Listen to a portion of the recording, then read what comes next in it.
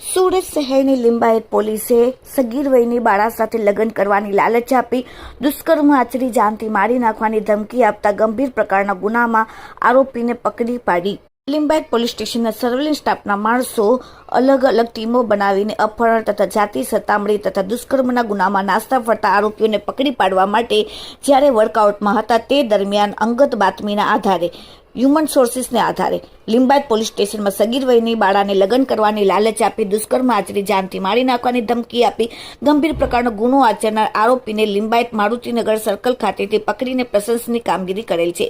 આ ગુનામાં આરોપી ફરિયાદીની સોસાયટીમાં રહેતો હતો તથા ફરિયાદીની દીકરી સાથે વર્ષ 2024માં ઇન્સ્ટાગ્રામમાં વાતચીત થતાં બંને વચ્ચે ફ્રેન્ડશીપ થઈ ગયેલ હતી. તે દરમિયાન આ કામના આરોપીએ સગીર વયની દીકરી સાથે લગ્ન કરવાની લાલચ આપી તેમની મરજી વિરુદ્ધ જબરજસ્તીથી અવારનવાર શારીરિક સંબંધ બાંધી જાનથી મારી નાખવાની ધમકી આપીને ગુનો કરેલ હતો.